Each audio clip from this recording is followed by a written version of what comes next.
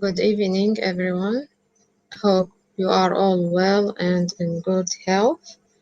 Today, I'm going to talk about why we will choose Flutter platform as a cross-platform for mobile application and web application. We will talk through this session what's special about Flutter and why we will use it. As for first, we will before we directly go to Flutter, we will take you through the basics first. When it comes to mobile application development, the two main platforms are Android and iOS. Each of them have different type of coding for application development. This situation has become a problem for mobile application development companies, giving rise to the use of cross-platform development.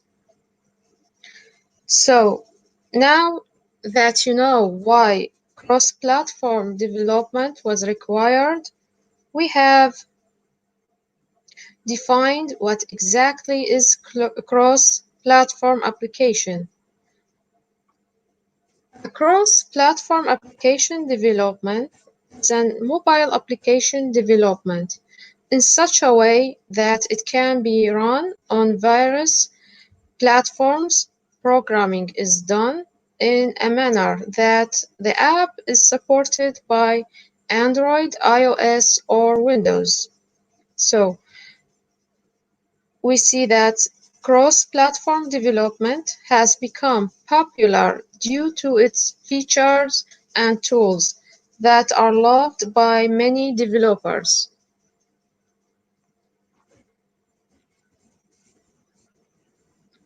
So,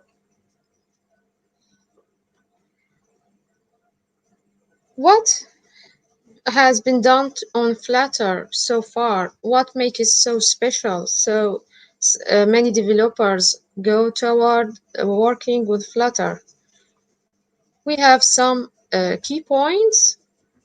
First, major parts of the engine to improve performance, support for development on Windows, support for inline video ads and charts, internationalization and accessibility, tools for Android Studio and Visual Studio Code, and it also supports for more Firebase applications, good documentation, and lot of bug fixes. So now we will talk about what makes Flutter different from other cross-platform. As you know, if you are a mobile developer or a web developer application, you know there are many platforms to work with. But what makes Flutter very special so you can choose it on other platforms? Flutter has taken different approach in an attempt to make mobile development better. It supplies a framework application developers work against and an engine with a portable runtime to host application. Flutter is such an approach that gives flexibility to develop a cross-platform application in a completely custom manner like the web wrapper option, but at the same time offering smooth performance. Also, the rich widget library that comes with Flutter, along with a wealth of open source widgets, make it a feature-rich platform to work with. So we can say Flutter speed up the mobile development process, reduce cost, and help build an engineering UI with great animations. So our main points is fast development. It has a hot reload that helps quickly and easily experiment to build UIs and other features. It has beautiful UIs, so delight your users with Flutter built-in beautiful materials design. And it has native performance. It means it will be accessible on different platforms such as scrolling, navigation, icons, and fonts to provide native performance on both iOS and Android. So now we will talk about how really Flutter works. Unlike other cross-platform development frameworks, Flutter doesn't use the platform native widgets. For example, in React Native, the element is translated natively to the UI view element on the iOS and the view element on Android. Instead, in Flutter provides a set of widgets managed and rendered directly by Flutter framework and engine.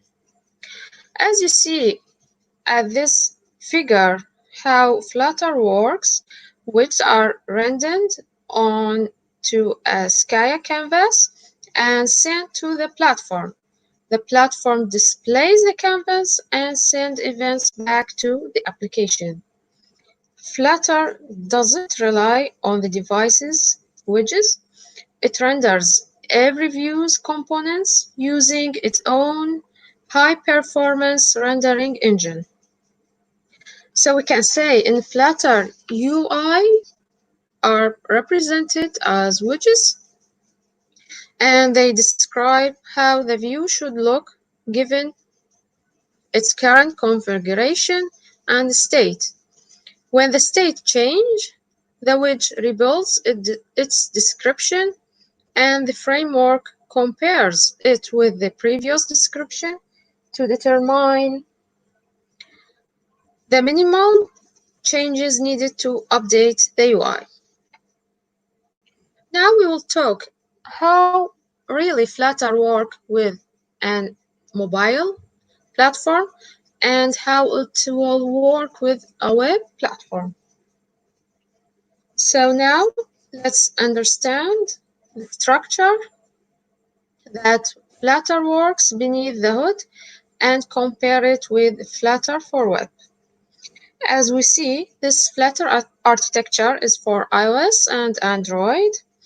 The first layer is a structure that Flutter framework, which is responsible for all the built-in widgets and gestures. The next, second layer is the Flutter engine, which is written in C++ and uses Google Skya as a graphics library. Then there is a thin runner layer, which is responsible for running the app on individual platforms. At the last layer is the hardware layer, which provides the necessary hardware where the app runs. As for the web architecture, as you can see in these two figures, the first layer is similar to the general Flutter architecture, consisting Flutter framework layer, which is responsible for all the built-in widgets and gestures. The Flutter engine has been replaced with Flutter web engine, which is a lower level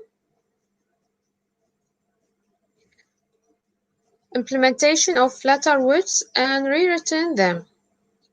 It gestures Dart code, which is converted afterwards into HTML and CSS. Dart2.js compiler is used to compile the code into JavaScript, which is ready to run on your browser. Now, will understand the main structure of a Flutter project, so we can see how really Flutter can work for Android, iOS, and web, which means it works on a cross-platform. As we know, Flutter is an open source framework created by Google, which focus on the creation of cross-platform application, and it targets iOS and Android. Flutter apps are built using the Dart programming language. As you can see at this figure, we see the main folders that our project will contain when we create a new Flutter project. The first one is called Idea. This folder is at the very top of project structure, which holds the configuration for Android Studio. It doesn't matter because if you are not working with Android Studio, it will not matter for you. The Android folder holds a complete Android project and used when you build the Flutter application for Android. The iOS, this folder holds a complete Mac project and used when you build the Flutter application for iOS. It's similar to the Android folder that is used when developing an app for Android. When the Flutter code is compiled into the native code, it will get injected into this iOS project. We have the lib. It is an essential folder which stands for the library. It is a folder where we will do our 99% of project work. The test folder contains the Dart code, which is written for the Flutter application to perform automated tests when building the app. And we get git ignore. It's a text file containing a list of files, file extensions, and folders that tell Git which files should be ignored in a project. The metadata is an auto-generated file by Flutter tools, which is used to track the properties of the Flutter project. This file performs internal tasks, so you do not need to edit the content manually at any time. At last, we will talk about packages. They are an auto-generated file by Flutter SDK, which is used to contain a list of dependencies for your Flutter project.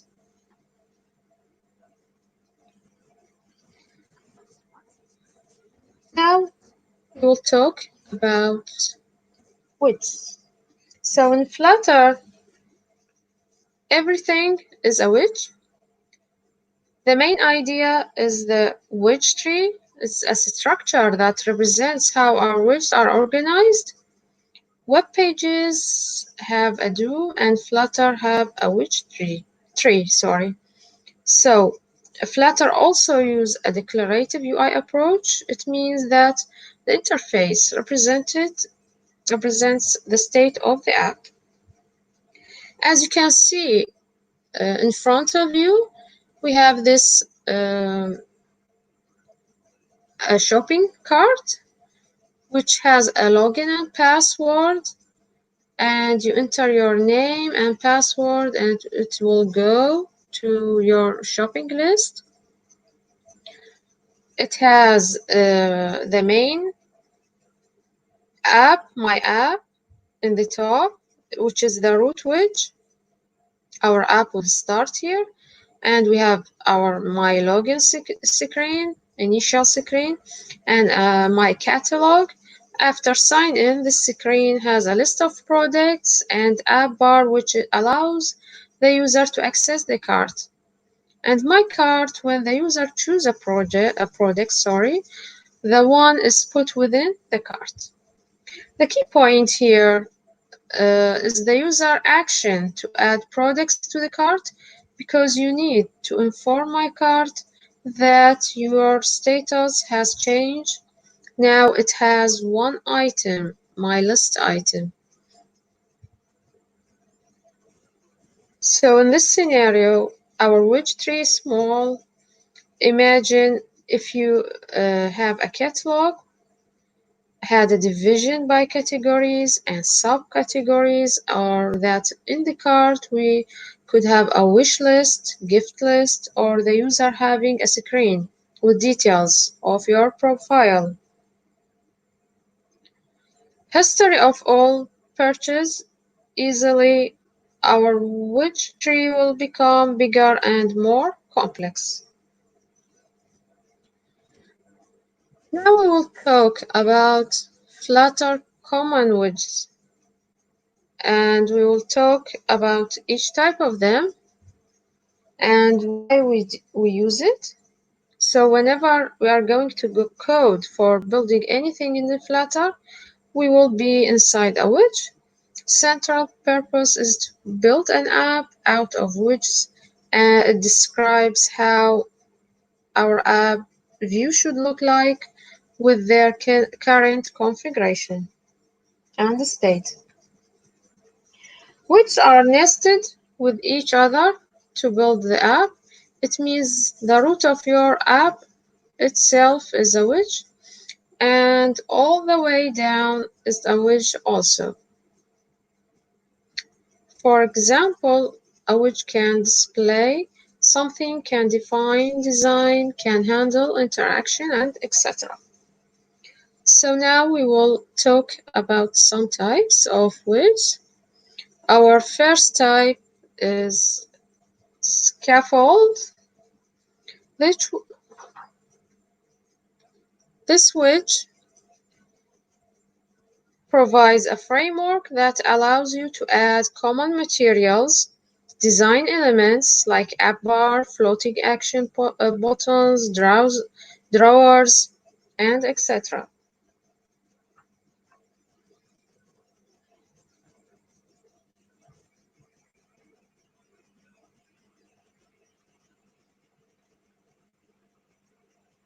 An app bar contains of a toolbar and potentially other widgets like a tab bar, a flexible space bar,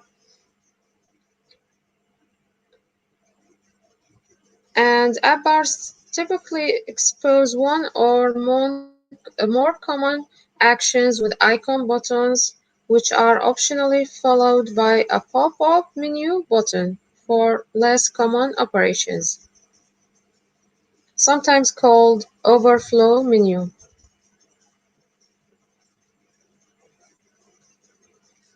So you can see we have the title, the leading and actions, and the icon button, and our flexible space, each one defined with the app bar widget.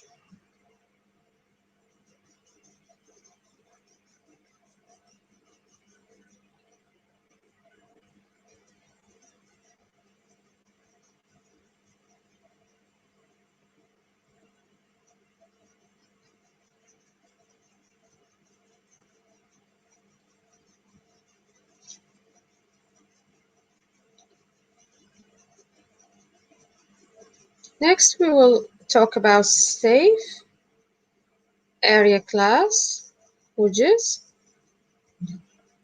that insets a child by sufficient padding to avoid intrusion by the operating system. It will also contain the child by the amount necessary to avoid the notch on the iPhone X or other similar creative physical features of the display.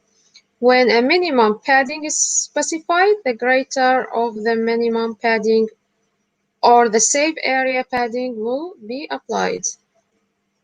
As you can see in the figure, we have with no safe area and with safe area.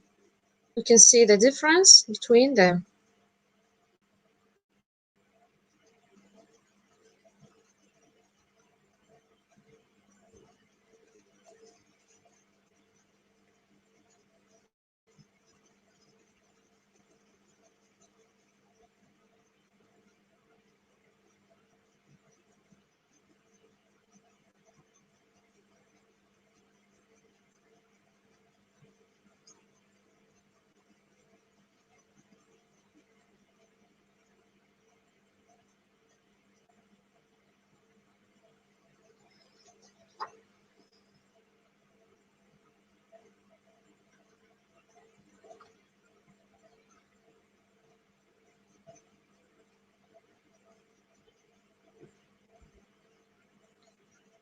Now we will talk about text widgets.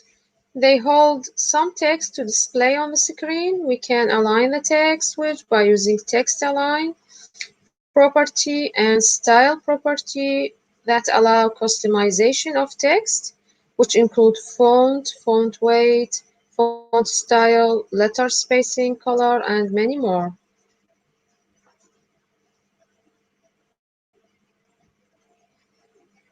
Rich text widgets display the text that uses multiple different styles. The text display is described using a tree of text span object, each of which has an associated style that is used for the subtree. Column widgets is a type of widget that arrange all its children in a vertical alignment. It provides spacing between the widgets by using main axis alignment or cross-axis alignment property.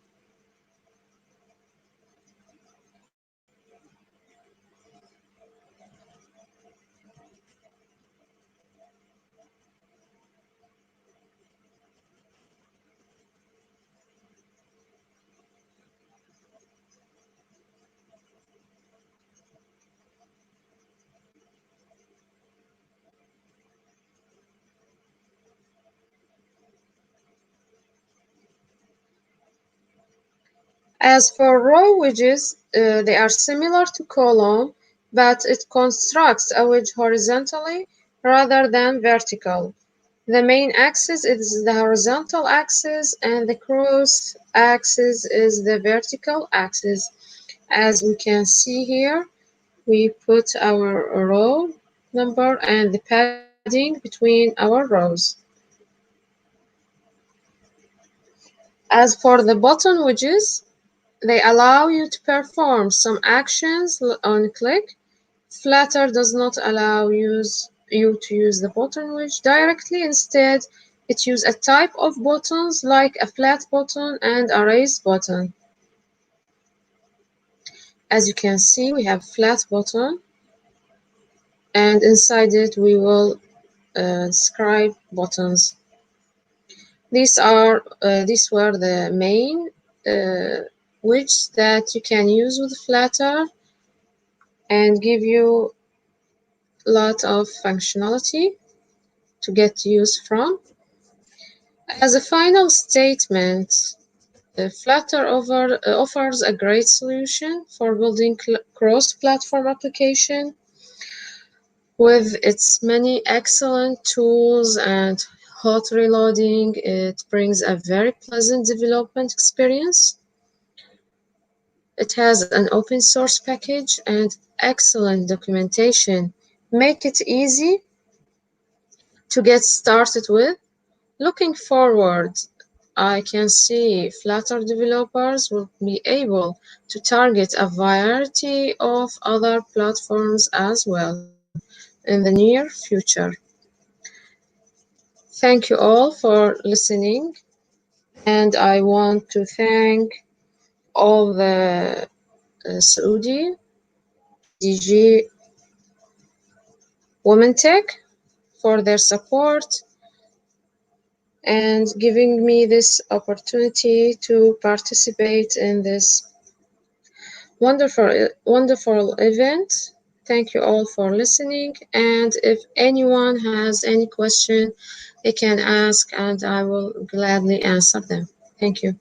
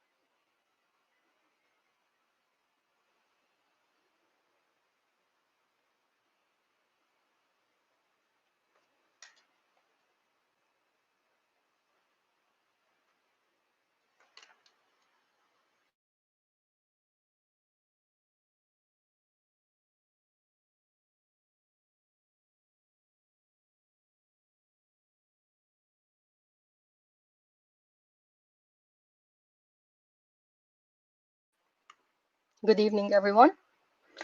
I really hope that you have enjoyed so far the Flutter Day event series presented by the WTM Saudi. And uh, I want to congratulate all the winners. I'm assuming that the winners of the Flutter Hackathon have been announced, so congratulations. Okay, so Flutter, from widgets to layout.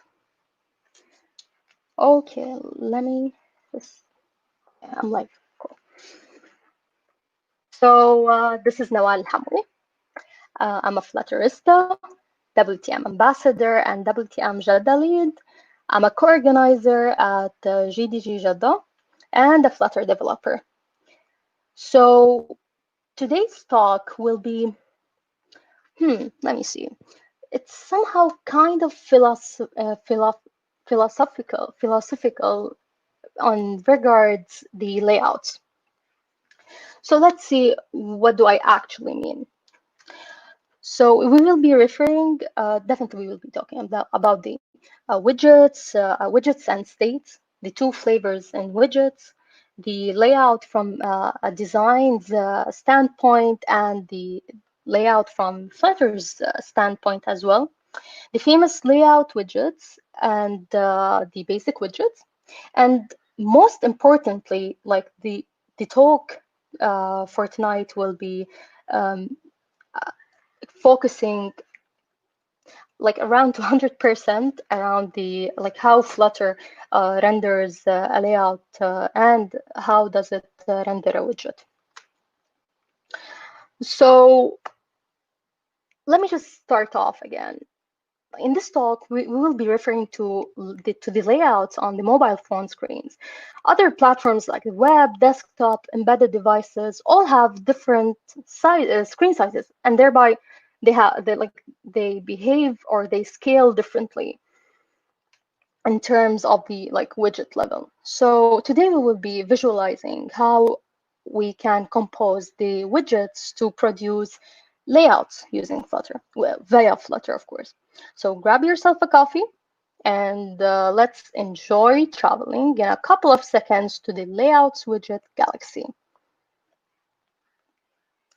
Okay, now let's all agree that on the fact that everything in Flutter is a widget. But the question is, are all widgets layouts? Or let me just rephrase it. Are all layouts widgets? The answer to that is, let's see how. We have widgets from the framework itself, right? However, we can go beyond that and compose all of that by extending two famous widgets that I'm pretty sure you've dealt with, which are the stateless and stateful widgets. However, let's start by what exactly is a widget. So just as the like generally speaking, the layout is the basic building block in terms of design. Widgets are also the basic building blocks in Flutter. Now, everything in Flutter is a widget, but not all objects are widgets. In Flutter, we have different types of objects. In Flutter, we have different types of objects. For the purposes of this talk, we'll stick only to widgets. Now, widgets are Dart classes that know how to describe their view in any application, meaning you give them data. I'm sorry, I just need to make sure that my voice is clear. Is my voice clear?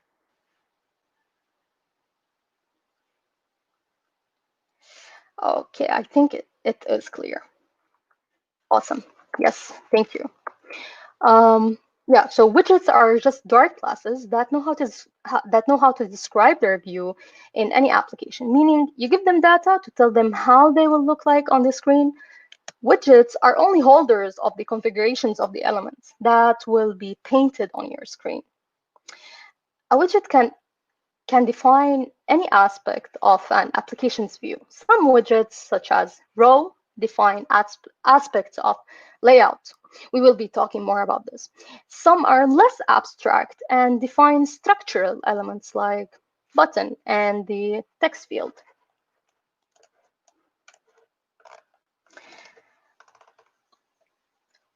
we'll go more into the idea of how can we put together widgets so that we can build up a layout.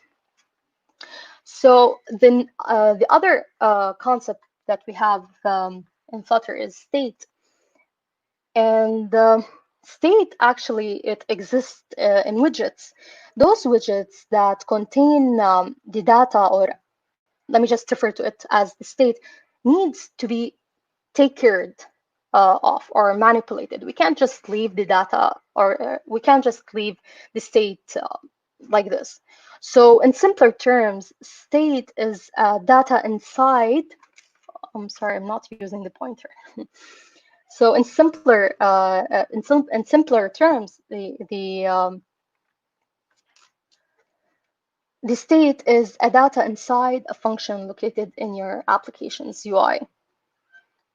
This data is altered over the widget's lifecycle. Let's say that a user clicked a button on the screen, okay, and this button increased the quantity of an item X in the shopping cart to 5.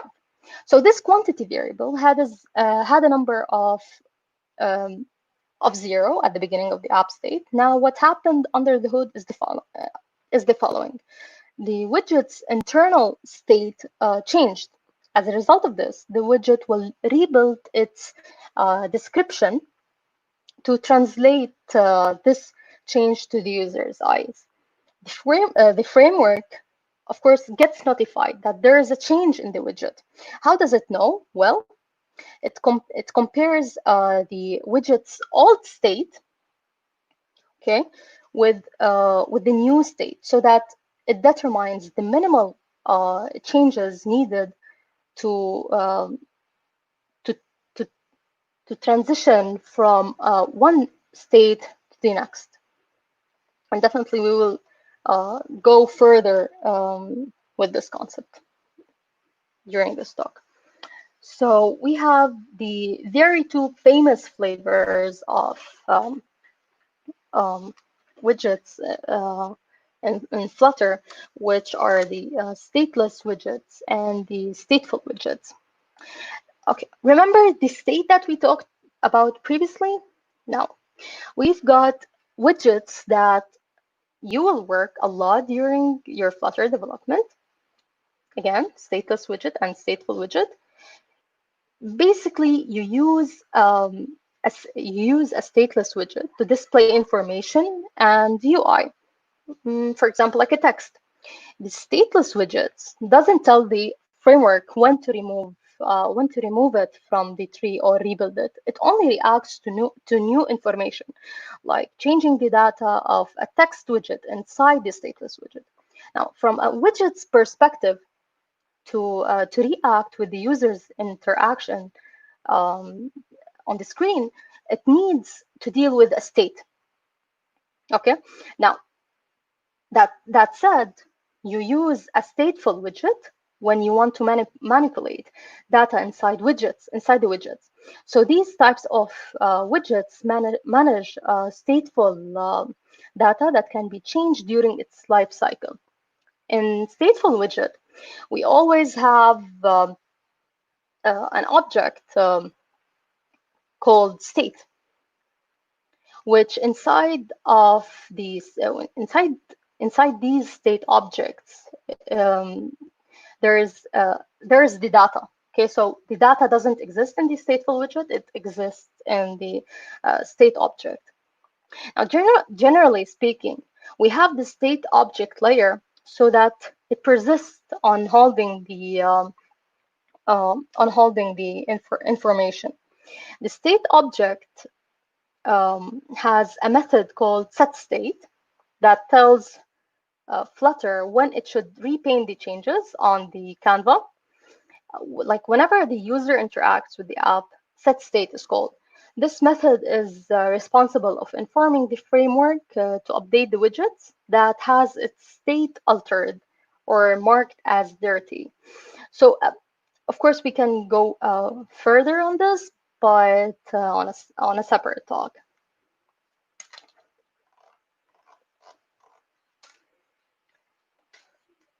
So what is a layout from the design standpoint?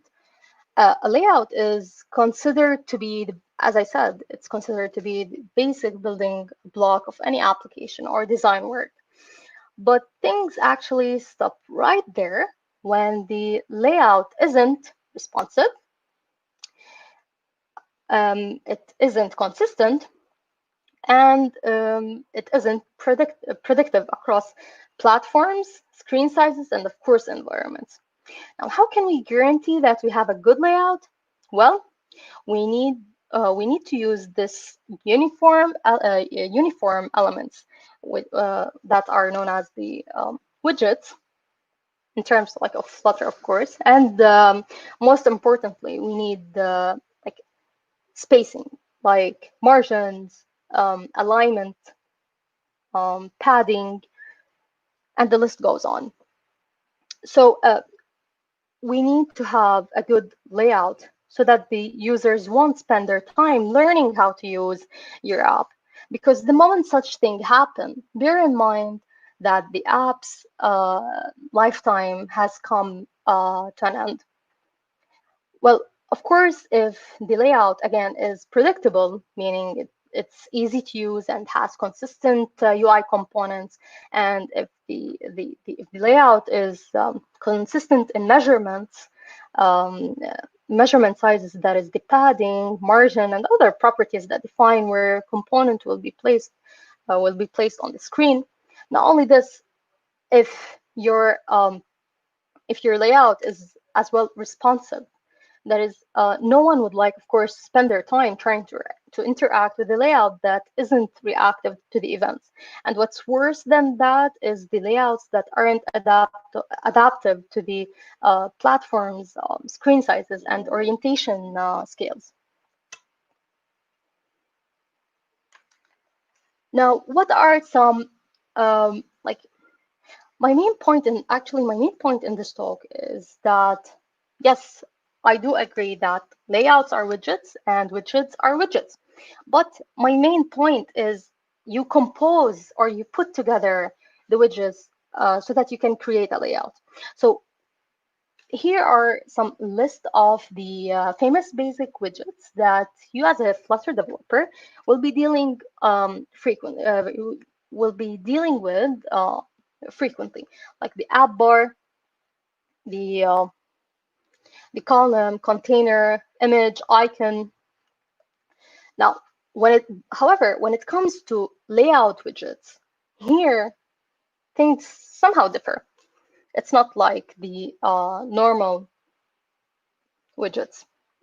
In layout widgets, we have two types of widgets. We have the single child widgets and the multi-child layout widget. For example, in the center widget, for example, it takes only one child, the container widget. And of course, the like all of the examples over here, they apply to the fact that they take only a single child.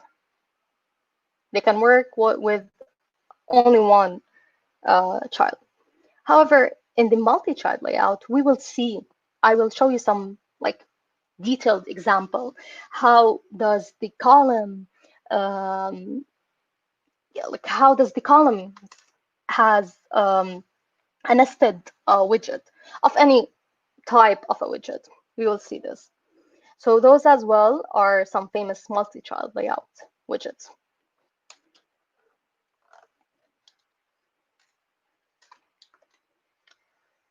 Okay, now we have seen what's a layout from a design standpoint. Now it's Flutter's standpoint. We will be talking about how does Flutter view layouts. So as the word says, it lay out. Okay, I don't know if I can use a pen or something over here. Nope, I can't, unfortunately. Anyway, so you lay out or put out several widgets to create a a layout that you can see on your screen. For example, buttons, when you compose more than one widget, you'll get a layout. For example, look at this example.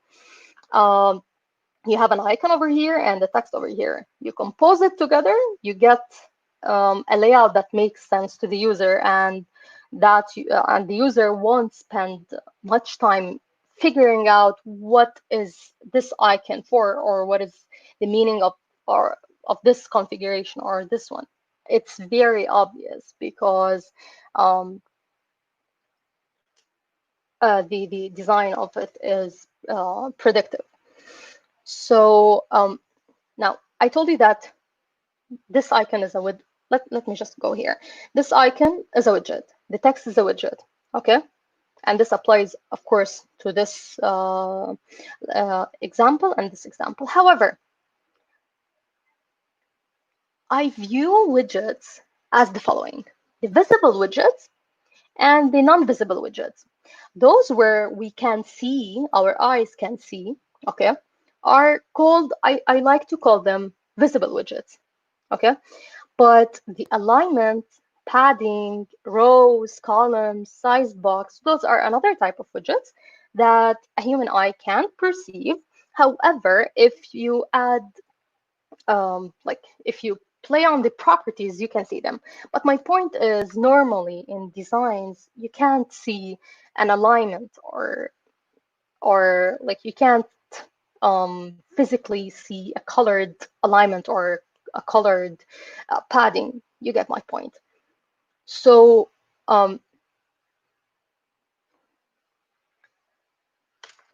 what we have here in terms of Flutter is one row, which is located in a container, okay? Like we have a container, then this container has a child, which is a row. This row is composed of, composed of 3 columns. This is a column, this is another column, and this is another column. Of course, I'll give a much more detailed example, but let's stick to this one in the meantime. So each column has a container, okay? This is another widget, okay? Which this container has an icon widget and a text widget. Container is a widget class that allows you to modify the child by adding padding, margin, background color, alignment, and many more properties that you can like check out on the Flutter documentation or on your IDEs directly. The child in a container determines. Now, here's a fun fact about containers. We said that this icon is in a container. So so this child, okay, since it's in a container, it determines the size of its parent. However, if the container has no child, for example, let's say that there's no child in this container, then the container will try to be as big as possible. But again, it will be constrained. I don't know, this is a word. It will. My point is, it will expand to fill the constraints that are provided by its parent. Because let's say, for example, that this container is inside a column, and I gave this column margin property. I will show you more details, but I need you to imagine that this container is inside a column. So as I said, if the container has no icon, for example, it will expand to be as big as the screen is. But if the column, which is the parent, which is, let me just say it like this, which is the imaginary parent of the container, has, for example, a padding or a margin of sorry, not a margin, like a main axis alignment, then the container will no longer takes up all of the space of the screen. Again, this is a very broad topic for another day. Like we can go forever on terms of constraints with the widgets. So as a wrap up for this slide, the whole row is inside a container, right? And the text widget that is under the icon is also inside the container. And both the row and text have margin properties. Now you may be wondering, okay, Nawal, why didn't you put the text and the icon in one widget, which is the container? Well, why did you create two separate containers for these two widgets? Well, we covered before that the container is a single child widget. Here, a container is a single child widget that can only take one child at a time and can't have more than one child. If that was the case, then we could, for example, chose a column. Now, okay, if you look at this icon or this layout, you can understand that, okay, probably I can share whatever media I have. I can call, for example, any person. So I did understand the layout. However, we have something else. Flutter gives you the flexibility to to use the material widgets, right? But in case you wanted to try something new and different, you may hard code the widgets all by yourself without using the material widgets, and you'll end up with something like this. You have a class called MyApp, which is a stateless widget, and it has a container. So basically here, we just literally like hard coded everything. We could have just used any widget out of the box from the Flutter framework instead of just using many widgets to create just a simple hello world.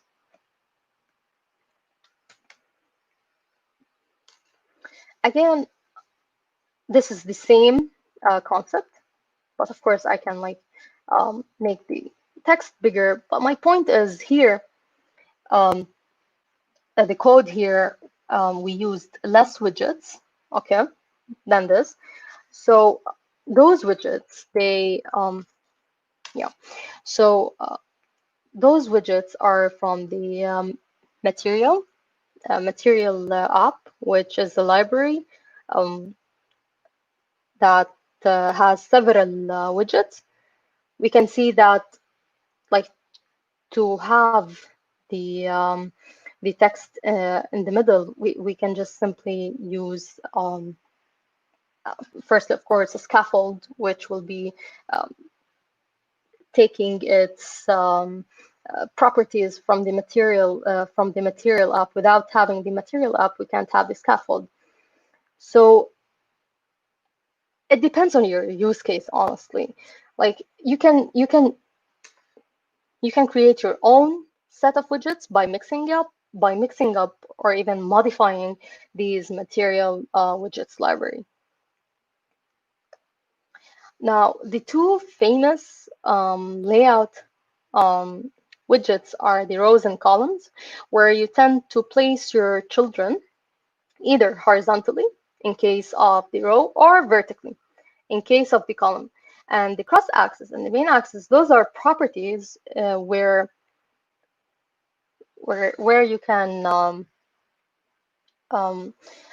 like place your children according to these properties. The main axis, the main axis in the column widget is like it runs vertically, but the cross axis runs horizontally. However, the main axis in the row runs horizontally, but the cross axis runs vertically. So things differ because I don't know if this is correct, but the biology of the widgets are definitely different. That's why the properties are different. Yeah, fun fact, I view widgets in terms of like in the context of biology. What's next? So here's another example, which is a simple layout. Okay, you can find the code here up. So basically, in this layout, we can see that we have like it's composed of several widgets. We can see that there's a text over here, another text over here. We can see that we have icons here, text here, image here, more icons actually, texts as well. And we can see that things are like they are at times they like are placed horizontally, and at times they are placed vertically. So again, like the parent root is the let me see, yep, this one. So the parent root, now here we are like dissecting the layout furthermore. The parent root in the whole layout is a row, which consists of two widgets, the left column, this one, and the image. Now, as we said earlier, we can have a nested row or column inside a column or a row. Like I can have a row within a row, or a column within a column, or a column within a row, or a row within a column. So it actually depends on your use case and how you want to like how you want to have your layout.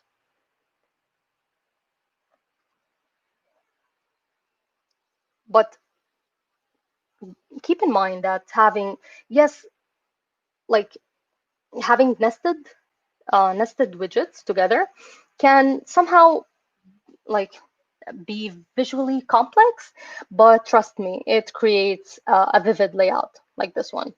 Like it's yeah.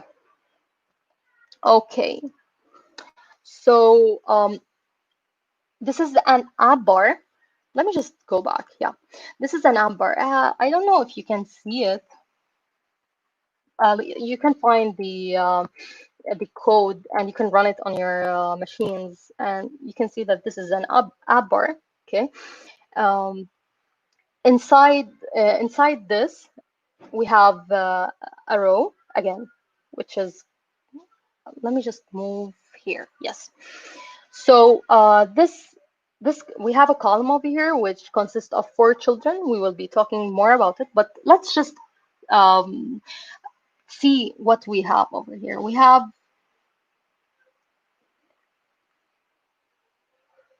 oh, sorry, here. Yeah. So we can see how nested the column is. Now, like this is the layout that exists in only one widget, which is the column. Can you believe that we have all of these widgets or components inside the column widget? Like one trick in this heavily nested style is that we could implement the several pieces of the UI in variables, and you can use functions as well. But my point is, like, instead of having like instead of hard coding all of the widgets um, underneath each other, you can just um, make it more usable by um, creating a variable and placing this UI that you have in those variables, just to for the sake of minimizing visual confusion. Okay.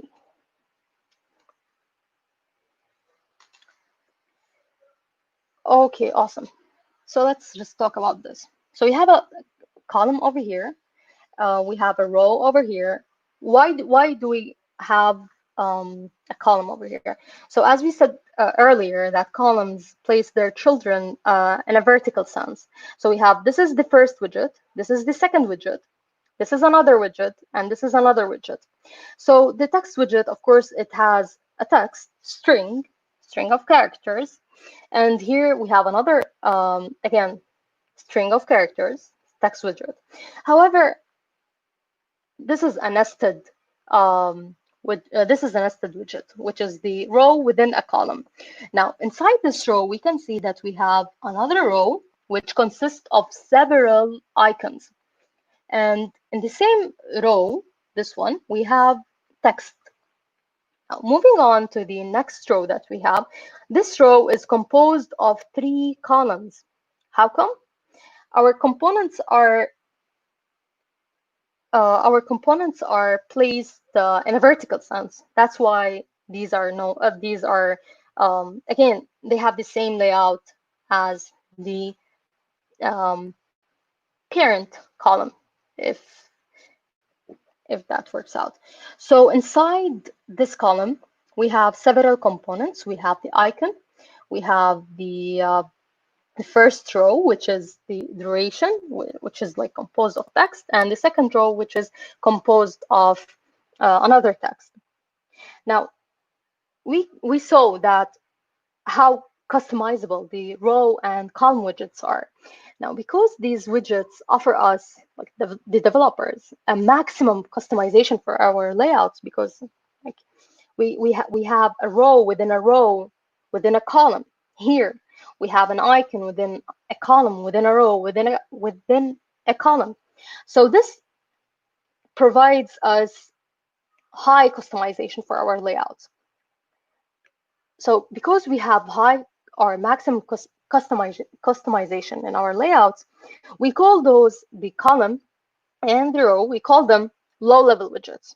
However, if you ever needed a widget that serves like simple as in properties and fits directly to your widget needs, then you shall go for a type of widget called higher level widgets. So instead of a row, we could try something like list style. The list style widget offers you several properties. Some are, for example, a leading icon, a trailing icon, and as well as 3 lines of text. But in this example, of course, like you shouldn't, like it's not a necessity to use all of the 3 lines, and it's not a necessity to use the trailing or the leading icons. But like those are the properties that you have that are already baked for you, and if you want them, you can use them, of course. And on a separate note, the list style has not only those properties, they have more properties. Now, a specialized version of the column is known as a list view, which is a column-like layout that automatically scrolls if its content is too long to fit the current screen space. Now, as we said earlier, the main axis property in the column and generally speaking, the main axis alignment, the main axis and the cross axis, those are types of alignment properties. Now, the main axis and the cross axis alignment properties, they deal with the children of both the row and column widgets. As we can see here, in the column, the main axis property run vertically, and the cross axis property run horizontally, whereas in a row, the main axis runs horizontally, but the cross axis runs vertically. For example, another a much more detailed example in those properties, we have something called space evenly, which divides the free space before, between, and after the children in case of a row. But in a column, again, because the biology of those 2 widgets are different, so the properties are like they behave differently.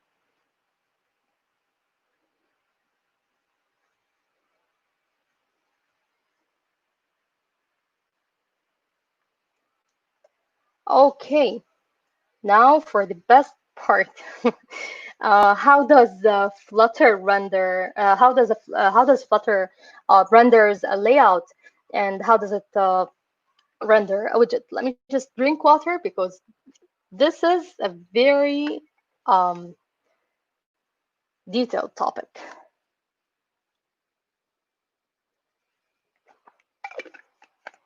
Okay. So as we saw that or actually, let me just talk about this point. This is the architecture of Flutter. So basically, your application is running here. Then inside the framework, you have the material widgets. For not only the material, even the Cortino widgets. You have the widgets that come from the framework, and you have the rendering rendering level. Of course, you have the engine that runs all of those layers. Without the engine, none of those layers can function properly. Now, first things first, building and updating, just keep in mind, because we will be using this terminology a lot. Building and updating widgets is called a life cycle. So let's start by rendering the widgets, okay? Let's ask ourselves these questions first. Why does our widget tree gets rendered in the first place? Because, of course, like as a result of change that happened in its life cycle. Another question that I'd like you to ask yourself, when does our widget tree gets rendered? When this, of course, like the widget tree gets rendered when the state in the widget changes the rendering that takes place from sorry, let me just repeat it because and I need to drink water.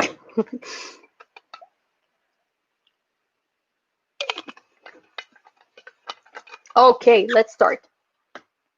So the second question that I'd like you to ask yourself is, when does our widget tree get rendered? Of course, when the state in our widgets changes, the rendering takes place from that point of the widget and not the whole tree. Okay. Uh,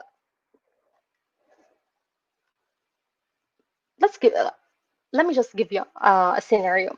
I pressed a button on my screen, and as a result, I was able to see the changes on my screen. So here's what happened. When I tapped the button, my application called a method in the stateful widget, since I'm dealing with the state that will be changing. So my application, as a result of me tapping on a button, my application calls a method called setState in the same button dot on pressed callback. Now, from here, the framework knew that it needs to rebuild because the state in that button that I clicked is now marked as dirty. Now, remember when I told you that I was able remember when I told you that I was able to see the changes? Well, that's because the new widget gets or actually got replaced the old one in the tree, and the framework rendered a new tree. But wait, things go much, much deeper over here.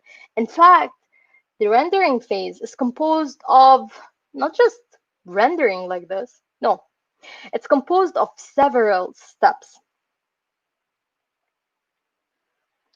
Okay, so what I will show you right now is actually what the slide that I will show you next exists here.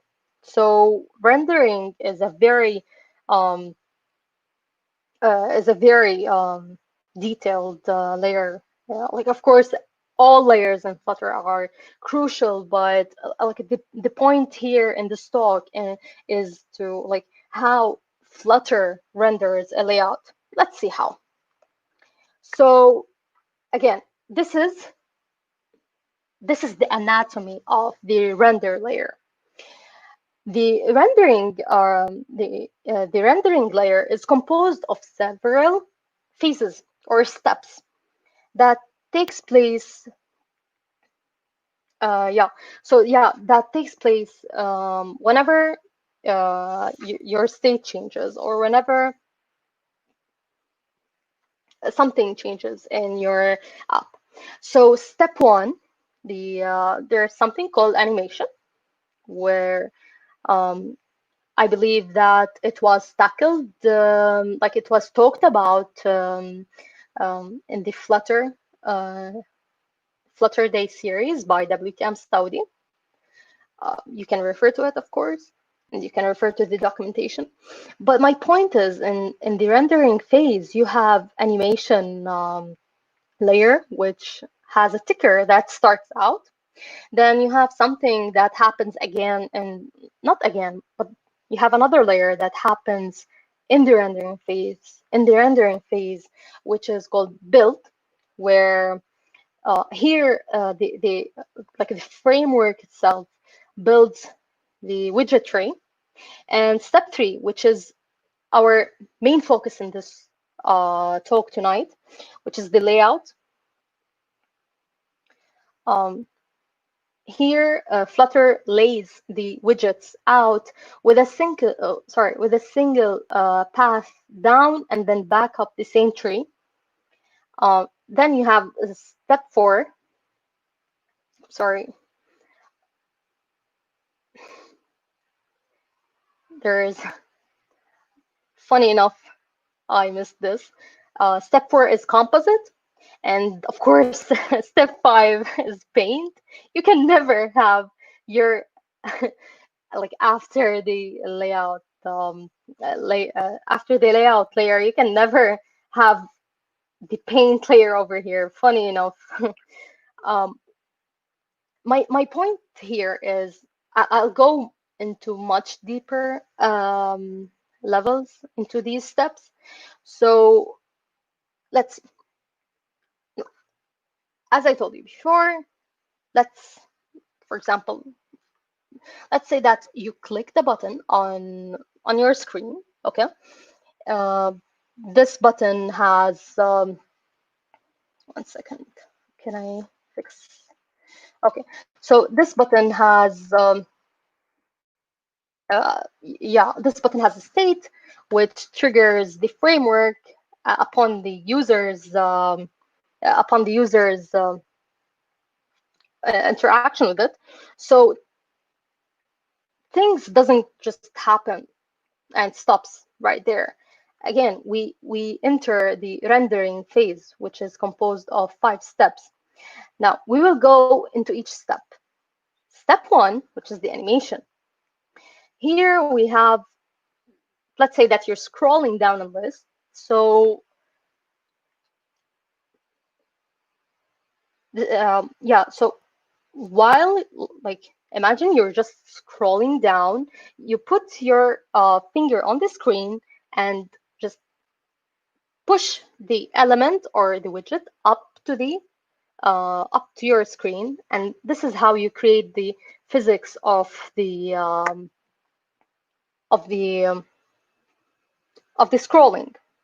scrolling behavior. So technically, on a deeper level, the position of the element on the screen will move to its ending position on the same screen. This is how smooth animation works. And Flutter here rebuilds and repaints on every frame. Then in step two, in step two, Flutter builds all of the widgets and constructs its widget tree.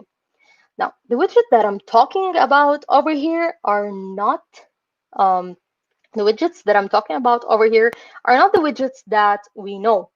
Thus, I'm talking about the data, the configuration that makes up what you actually see on your screens, which are the elements.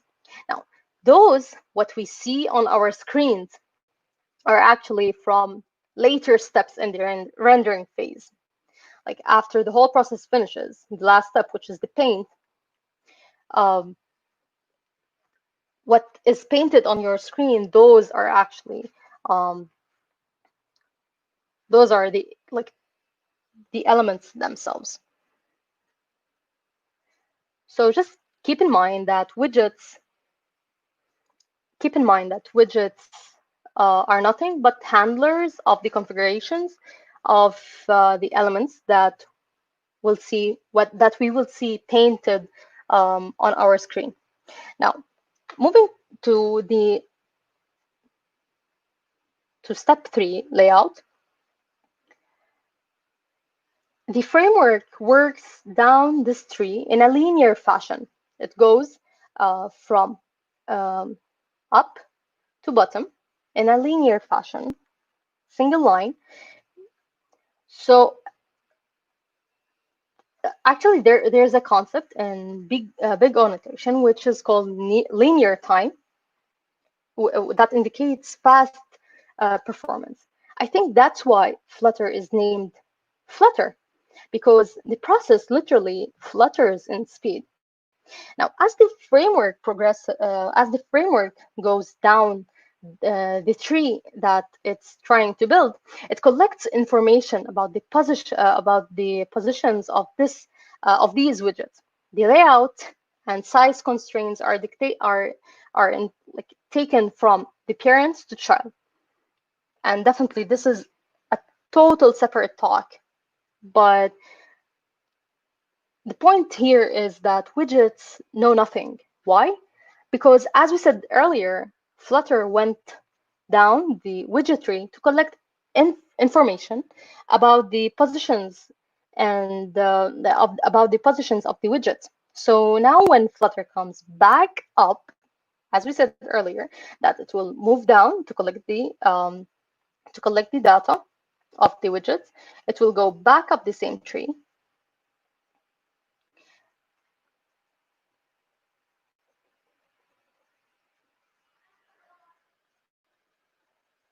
Yeah, so it goes back up the tree. Now every widget knows its constraints, and thereby it tells its parents that, hey parent, I have the size of, I don't know, like 20, and I will size myself like this. So the parents here, they know about the layout information. Now Flutter moves to step 4, which is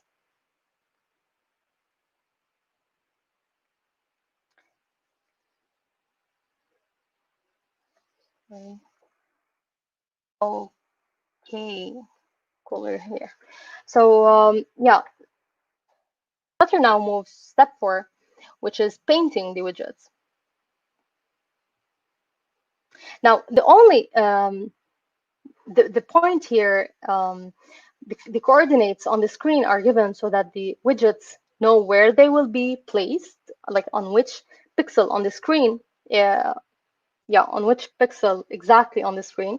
Now, in step 5, these widgets will be, as I said, they will be painted on the screen. So the engine here, after I built the tree, the engine over here will combine the widget tree in a view that can be rendered, and the operating system will display.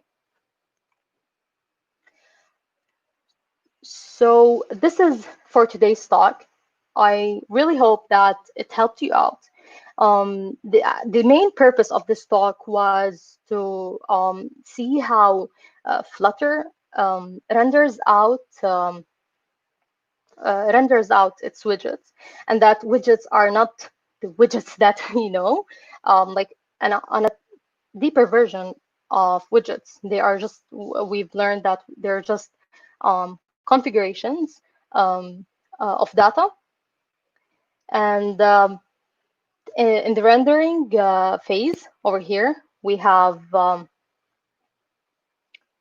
several steps, and yes, they are um, they are in the correct pattern, or pattern.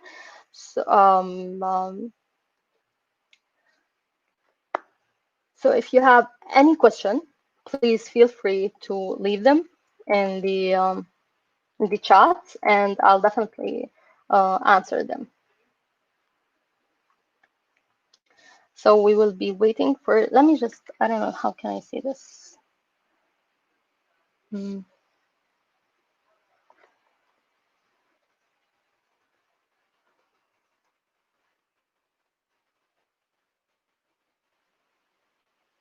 So if you have any question in terms of the layout or any Flutter question, feel free to reach me out from here. 1 second. Yep. So yeah, feel free to reach me out. I don't know, is it? Yep, awesome. To reach me out on my Twitter handle. I'll definitely help you out. And if there's something you didn't quite understand, I can surely explain it in Arabic if you want, or English, of course. So thank you for watching, and have a nice Fluttery night. Good night.